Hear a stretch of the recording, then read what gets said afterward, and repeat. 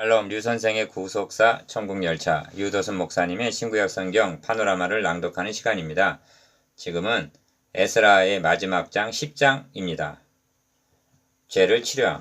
10장은 범한 죄를 치료, 해결하는 내용입니다. 만일 이를 해결함을 받지 못한다면 9장 15절에서 언급한 대로 주 앞에 한 사람도 감히 서지 못하겠나이다가 되고 말 것입니다. 해결 방법이 무엇입니까? 1. 죄를 자백하고 11절 2. 죄를 끊어버리고 3절 그러나 여기가 끝이 아닙니다. 해답의 근거는 속건죄를 19절 드리는 대속에 있다는 점을 명심해야만 합니다. 왜냐하면 피 흘림이 없은즉 사함이 없느니라 이기 때문입니다. 히브리서 9장 22절 그러므로 10장의 주제는 죄를 자복하고 속건죄를 드림이 될 수가 있습니다. 세 단원으로 나누어집니다. 첫째 단원 1절에서 4절 죄를 자백함. 둘째 단원 5절에서 17절 죄를 끊어버림. 셋째 단원 18절에서 44절 죄를 인하여 속건죄를 드림. 첫째 단원 1절에서 4절 죄를 자복함. 에스라가 하나님의 성전 앞에 엎드려 울며 기도하여 죄를 자복할 때에 많은 백성이 크게 통곡하며 이스라엘 중에서 백성의 남녀와 어린아이의 큰 무리가 그 앞에 모인지라 합니다. 1절 죄를 치료함에 있어서 첫 조치는 죄를 인정하고 자복하는 일입니다. 에스라가 백성들을 소집해 놓고 한 첫 마디도 이제 너희 조상들의 하나님 앞에서 죄를 자복하라는 것이었습니다. 11절 상반절 죄를 자복한다는 것은 죄를 그분 앞에 토하듯이 내어놓아 맡긴다는 것을 뜻합니다. 그러면 하나님은 우리가 맡긴 죄를 어떻게 처리하셨는가?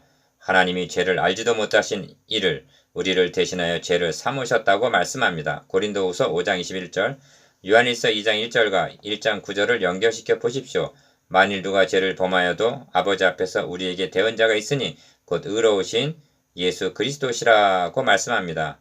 2장 1절 하반절 즉 예수 그리스도께서 대언자가 되시어서 해결해 주신다는 것입니다. 실수 연발인 우리가 이러한 대언자를 모셨다는 것은 복받은 자입니다. 그런데 주님께서 대언자 역할을 하시려면 만일 우리가 우리 죄를 자백하면 요한일서 1장 9절 상반절라고 한 대로 죄를 자백 즉 그분 앞에 내어놓고 맡겨야만 하는 것입니다. 자복할 때만이 그는 미쁘시고 의로우사 우리 죄를 사하시며 우리를 모든 불의에서 깨끗하게 하실 것이오가 가능한 것입니다. 1장 9절 하반절 죄를 그분 앞에 내어놓을 때에 내 모든 죄를 주의 등 뒤에 던지셨나이다. 이사야서 38장 17절 누가 볼세라 얼른 처리해 주십니다. 죄를 자복할 때만이 다시 우리를 불쌍히 여기셔서 우리의 죄악을 발로 밟으시고 우리의 모든 죄를 깊은 바다에 던지시리이다. 가 미가서 7장 19절 가능해지는 것입니다. 죄를 자복하기만 하면 동이서에서 먼 것 같이 우리의 죄가를 우리에게서 멀리 옮기셨으며가 이루어지는 것입니다. 시편 103편 12절 나의 모든 죄를 주의 등 뒤에 던지셨다. 깊은 바다에 던지셨다. 멀리 옮기셨다는 묘사는 우리의 죄를 사하시고 그들의 죄와 그들의 불법을 내가 다시 기억하지 아니하리라 하신 히브리서 10장 17절 대속의 은총에 각각 다른 표현일 뿐입니다. 성경은 말씀합니다.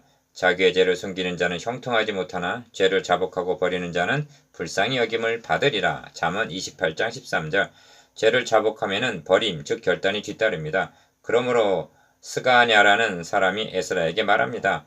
이스라엘에게 아직도 소망이 있나니 곧 내 주의 교훈을 따르며 우리 하나님의 명령을 떨며 준행하는 자의 가르침을 따라 이 모든 아내와 그들의 소생을 다 내보내기로 우리 하나님과 언약을 세우고 율법대로 행할 것이라 합니다. 2절 하반절에서 3절 죄를 끊어버리는 결단을 하기 때문에 소망이 있다는 것입니다.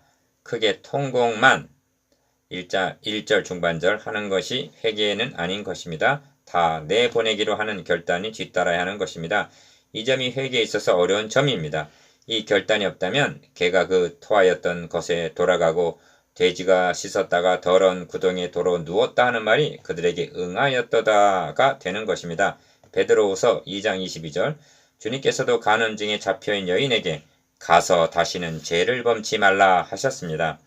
이는 당신이 주장할 일이니 일어나소서 우리가 도리니 힘써 행하소서 합니다. 4절 다 내어보내기로 의론한 것은 말로만 되는 것은 아닙니다. 구체적으로 실행에 옮겨야 하는 것입니다. 이는 당신이 주장할 일이라고 말합니다. 둘째 단은 5절에서 17절 죄를 끊어버리라. 이 에스라가 일어나 제사장들과 레위 사람들과 온 이스라엘에게 이 말대로 행하기를 맹세하게 하매 무리가 맹세하는지라. 5절. 그래서 울며 기도하던 에스라는 일어나 실행에 옮깁니다. 1. 맹세하게 하매 맹세하는지라. 2. 사로잡혔던 자의 자손들에게 공포하기를 너희는 예루살렘으로 모이라. 7절. 3. 이제 너희 열조의 하나님 앞에 죄를 자복하고. 11절. 4. 그 뜻대로 행하여 이 땅 족속들과 이방 여인을 끊어버리라. 5. 10월 초하루에 앉아 그 일을 조사하여 정월 초하루에 조사기를 마치니라. 16절 17절. 조사하는데 3개월이 소요되었습니다. 극소수의 반대자도 있었으나 15절. 에스라는 과단성 있게 이를 추진해 나갑니다. 그 중에는 자녀를 낳은 여인도 있었더라는 44절 하반절 말씀으로 미뤄볼 때 다 내어보내고 끊어버리라가 쉽지만은 않았을 것을 짐작하게 합니다. 죄를 끊어버리면은 너의 오른손이 너로 실족해 하거든 찍어 내버려라 하신 아픔과 용단이 필요했던 것입니다. 셋째 단어는 18에서 44절 죄를 인하여 속건제를 드림. 본 단어는 이상은 모두 이방 여인을 아내로 맞이한 자라 한 44절 상반절대로 그 명단입니다. 이처럼 명단을 기록하게 한 이유가 무엇일까요? 1. 범죄한 자들을 모든 사람 앞에서 꾸짖어 나머지 사람들로 두려워하게 하라는 디모데전서 5장 20절 그런 경계가 있을 것입니다. 2. 보다 중요한 것은 이들은 정죄를 받은 자들의 명단이 아니라 죄를 자복하고 끊어버린 즉 회개한 자들의 명단입니다. 이 점에 관한 한 사도 바울의 증언은 빛을 비춰줍니다. 바울은 자신이 죄인 중에 내가 괴손이라고 인정을 하면서 그러나 내가 긍휼을 입은 까닭은 예수 그리스도께서 내게 먼저 일체 오래 참으심을 보이사 후에 주를 믿어 영생 얻는 자들에게 본이 되게 하려 하심이라고 말씀하고 있습니다. 디모데전서 1장 15절 16절 이런 뜻입니다. 바울같이 죄를 잔멸하려던 죄인 개수도 용서를 받았다면 나 같은 죄인도 용서해 주시고 구원하여 주시겠구나. 이것이 후에 주를 믿어 영생 얻는 자들에게 본이 되게 하려 하심이라의 뜻입니다. 동일하신 성령께서 죄를 자복하고 끊어버린 자들의 명단을 기록해 하심은 후에 이런 경우에 처한 자들의 본으로 기록해 하신 것입니다. 그 중에는 제사장의 무리와 18절 레위 사람과 23절 노래하는 자 24절과 기타 백성들 25절이 있었습니다. 명단을 기록함에 있어서 제사장의 무리 중에 하고 제사장의 이름을 제일 먼저 기록하고 있습니다. 그리고 그들이 다 손을 잡아 맹세하여 그들의 아내를 내보내기로 하고 또 그 죄로 말미암아 수장 한 마리를 속건제로 드렸으며 합니다. 19절. 이 점에서 죄를 인하여 속건제를 드렸다는 말씀을 주목해야만 합니다.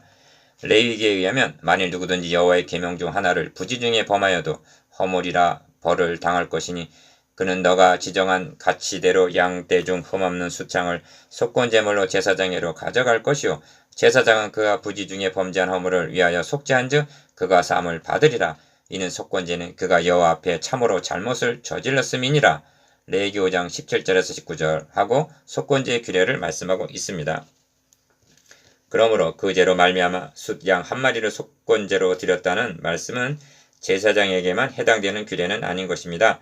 하나님께서는 사로잡혔던 자의 자손들에게 하나님의 율례와 규례를 가르쳐 죄를 자복하게 하고 치료하게 하시려 제사장이며 학사인 에스라를 올라오게 하신 것입니다. 에스라는 이 사명을 잘 감당하고 있는 것입니다. 그리스도와의 만남. 어째서 속건제를 드려야만 합니까? 죄란 원상만 회복했다, 내어보냈다고 해결이 되는 것은 아닙니다. 생각해 보십시오. 도둑질한 물건을 돌려주기만 하면 죄가 없는 것입니까? 이미 저질러 놓은 죄에 대한 값을 지불해야만 하는 것입니다. 성경은 말씀합니다. 피 흘림이 없은즉 사함이 없느니라. 그러므로 흠없는 수양으로 속건제를 드린 것입니다. 그렇다고 짐승의 피로 죄가 속하여지는 것은 아닙니다. 성경은 말씀합니다. 이는 황소와 염소의 피가 능히 죄를 없이 하지 못함이라. 히브리서 10장 4절. 그것은 참것이 오기까지 죄를 잠정하는 그림자에 불과했던 것입니다. 메시아의 예언장으로 유명한 이사야 53장을 보십시오. 우리는 다 양 같아서 그릇 행하여 각기 제 길로 갔거늘 여호와께서는 우리 모두의 죄악을 그에게 담당시키셨도다 합니다. 6절. 또 말씀하기를 여호와께서 그에게 상함을 받게 하시기를 원하사 질고를 당하게 하셨은즉 그의 영혼을 속건제물로 드리게 이르면 그가 씨를 보게 되며 그의 날은 길 것이요 또 그의 손으로 여호와께서 기뻐하시는 뜻을 성취하리로다 하고 이사야서 53장 10절 말씀하고 있습니다. 예수 그리스도는 우리를 위한 속건제가 되셨습니다. 속건제에는 배상의 의미가 있습니다. 성물에 손해를 끼쳤을 경우 당연히 하나님께 돌려야 할 영광을 돌리지 아니었을 때, 하나님의 명예가 나로 인하여 손상을 입게 되었을 때 속건제를 드려야만 하는 것입니다. 예수 그리스도는 우리를 위한 속죄제가 되시고 속건제가 되셨으며 화목제물이 되시고 온전히 아버지께 헌신하신 번제가 되셨습니다. 그러므로 구약시대란 이 예수를 하나님이 그의 피로써 믿음으로 말미암는 화목제물로 세우셨으니 로마서 3장 25절 하시기까지 흠없는 수양이 대신 죽어 피를 흘려야만 했던 시대입니다. 에스라서에서 피를 흘린 제물은 여기가 처음은 아닙니다. 사로잡혔다가 돌아온 자들은 최우선으로 단을 그 터에 세우고 조석으로 번제를 드렸는데 조석으로 피를 흘렸던 것입니다. 3장 3절 하나님의 전 봉헌식을 행할 때는 이스라엘 전체를 위하여 속죄제를 드렸는데 그때도 생축은 대신 피를 흘렸습니다. 6장 17절 사로잡혔던 자의 자손이 첫째 달 14일에 유월절을 지키되 자기를 위하여 유월절 양을 잡으니 6장 19절 그때도 죄 없는 양은 피를 흘려야만 했습니다. 에스라가 돌아와서 하나님께 번제를 드렸는데 이스라엘 전체를 위한 숫송아지가 12마리요 또 속죄제의 숫 염소가 12마리니 한 8장 35절 그때도 제물들은 죽어 피를 흘렸습니다. 그리고 본문에서 또 그 죄로 말미암아 숫 양 한 마디를 속건제로 드렸다고 말씀하고 있는 것입니다. 다시 강조합니다만 수양 하나를 속건제로 드림으로 범한 죄가 치료되고 완결되었다고 여겨서는 아니 됩니다. 율법은 장차 올 좋은 일의 그림자일 뿐이요 참 형상이 아니므로 해마다 늘 드리는 같은 제사로는 나오는 자들을 언제나 온전케 할 수 없느니라. 히브리서 10장 1절 제사로 온전케 할 수 없었던 것을 염소와 송아지 피로 하지 아니하고 오직 자기의 피로 영원한 속죄를 이루사 단번에 성소에 들어가셨느니라. 히브리서 9장 12절 그가 거룩하게 된 자들을 한 번의 제사로 영원히 온전하게 하셨느니라고 말씀합니다. 히브리서 10장 14절 영원히 온전케 하셨습니다. 그렇습니다. 첫 언약 때 범한 죄도 새 언약의 중보자 되시는 예수 그리스도로 말미암아 완결이 될 수가 있었음을 인식한다는 것은 중요한 요점입니다. 히브리서 9장 15절 문자적으로 해석하는 것을 성경에 바르게 해석하는 양 여기서는 아니 됩니다. 그것은 의문 문자만 보고 영은 보지 못하는 것이 될 수가 있습니다. 로마서 2장 29절 유월절 양이나 속죄제 속건제만 보고 고난당하신 그리스도를 보지 못한다면 그것은 예수님을 그리스도로 인정하지 않고 있는 유대인 학자들의 해석 방법이나 다를 바가 없습니다. 유월절과 속죄제와 속건제와 화목제 등을 통하여 예수 그리스도를 증언하지 않고 있다면 그는 도대체 누구의 증인이란 말인가? 어린 양의 속죄피는 구약 성경 내내 흐르고 흘렀습니다. 생축이 죽어 피를 흘리는 현장에서 우리는 그리스도를 만나야만 하는 것입니다. 이제 에스라서를 끝마쳐야 할 시간입니다. 에스라서가 우리에게 주는 메시지가 무엇인가? 1. 이스라엘은 하나님께 범죄함으로 징벌을 받아서 바벨론 포스로 내어줌이 되었습니다. 2. 하나님의 공의하심으로 남은 자가 돌아올 수가 있었습니다. 3. 그러나 그들은 미국에 또다시 타락하였습니다. 이것은 무엇을 의미하는가? 70년 징역형 징벌을 살고도 출소하자마자 또다시 죄를 범한 것과 같습니다. 그러므로 율법의 행위로 그의 앞에 의롭다 하심을 얻을 육체가 없나니 율법으로는 죄를 깨달음이니라. 로마서 3장 20절 여러분 에스라서라는 거울을 통해서 첫째는 전적 타락, 전적 무능한 우리의 죄를 깨달아야만 하는 것입니다. 이를 진정으로 깨달았다면 둘째로 저들이 속죄제와 속건제물을 드림같이 우리 죄를 인하여 십자가상에서 대신 죽으신 하나님의 어린 양 되시는 예수 그리스도를 만나야만 하는 것입니다.